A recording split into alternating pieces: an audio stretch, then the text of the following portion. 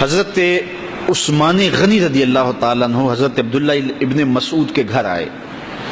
یہ اس وقت آئے جب حضرت عبداللہ ابن مسعود سخت بیمار تھے اور موت و حیات کی کشمکش میں تھے. تو انہوں نے ان کا حال پوچھا. جب واپس پلٹنے لگے تو اشرفیوں کی 2 تھیلیاں حضرت عثمان غنی نے حضرت عبداللہ ابن مسعود کو دی. تو حضرت عثمان کو تھیلیاں دیتے ہوئے دیکھ کر کے حضرت عبداللہ ابن مسعود صحابی رضی اللہ تعالیٰ عنہ نے کہا یہ کیا ہے؟ کہا یہ جو ہے ضروریات پوری کر لینا. تو آپ نے کہا کہ میں تو جا رہا ہوں, میری تو ضروریات ختم ہو رہی ہیں. تو کہا حضرت آپ کی بیٹیاں تو ہیں, بیٹا تو ہے نہیں, تو یہ آپ کے بعد آپ کی بیٹیوں کے کام آ جائیں گے.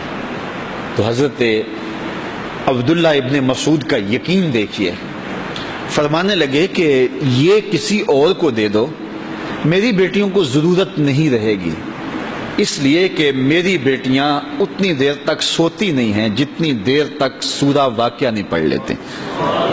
اور میرے رسول نے وعدہ کیا ہے, اور یہ بات میں نے اپنے کانوں سے سنی ہے, کہ سورہ واقعہ جو ہے وہ فقر کو دور کرتی ہے, اور میری بیٹیاں سورہ واقعہ کی عامل ہیں. تو کہا کہ یہ پریشانی مجھے تو نہیں ہونی چاہیے کہ میرے بعد میری بیٹیوں کو رزق کہاں سے ملے گا جب ان کے پاس سورہ واقعہ موجود ہے. کہا یہ اٹھا لو اور جا کے اس کو دو جس کے پاس سورہ واقعہ نہیں ہے. تو روز سورہ واقعہ پڑھو, روز سورہ واقعہ پڑھو, تو دیکھنا رزق کے دروازے کیسے کھلتے ہیں. میں جب بھی گیا ہوں, اور اب بھی, کیونکہ میرے تو اتنے اخراجات نہیں, سادہ سی زندگی ہے, لیکن جامعہ کے حوالے سے ایک مسئلہ ہے, تو جب کبھی ایسا ہوتا ہے تو میں بچوں کو بٹھا کہتا ہوں سورہ واقعہ پڑھو, اور خود سورہ واقعہ پھر معمول بنا لیتا ہوں. تو پھر اللہ ایسی جانب سے رزق دے دیتا ہے کہ پتہ بھی نہیں ہوتا. تو سورہ واقعہ معمول رکھو. آخری بات, اور وہ حضرت سہل بن سعد الساعدی رضی اللہ تعالی عنہ کی مرویات سے ہے.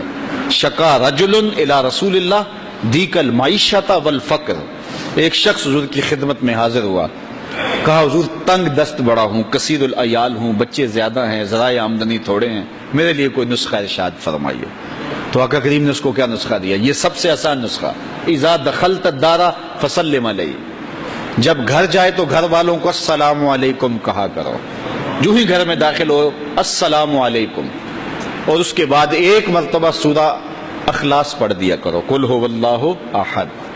یہ عمل شروع کر دو. تو کہا یہ بالکل آسان وظیفہ ہے, گھر جاؤ السلام علیکم, اور اس کے بعد ایک مرتبہ سورہ اخلاص. اس عمل کو نہ چھوڑنا, بلکہ فرمایا کبھی ایسا ہو تو گھر جائے تو گھر میں کوئی بھی موجود نہ ہو, تو کہا عمل کو پھر بھی نہیں چھوڑنا. فسلم علیہ, کہا تو مجھے سلام کہہ دینا. وہ اپنے نام لیواؤں کو تنہا چھوڑتے کب ہیں, جہاں ہم دم نہ ہو کوئی وہاں سرکار ہوتے. کہا کہ جب کوئی نہ ہو گھر میں تو کہا عمل نہیں چھوڑنا, پھر مجھے سلام کہنا, اور پھر ایک مرتبہ سورہ اخلاص پڑھ دینا. وہ صحابی کہتے ہیں میں نے عمل شروع کر دیا, گھر جاتا السلام علیکم, گھر والے بھی خوش, اور اس کے بعد سورہ اخلاص بیٹھنے سے پہلے پڑھ لیتا. اور اگر گھر میں کوئی نہ ہوتا پھر تو مجھے چاہ چڑھ جاتے, پھر میں یا نبی سلام علیکہ پڑھتا, پھر حضور کی بارگاہ میں سلام پیش کرتا. اور ملکاری نے اس پہ گفتگو کی ہے مرقات شرح مشکات کے اندر کہ آخر حضور کو سلام کیوں کہنا ہے.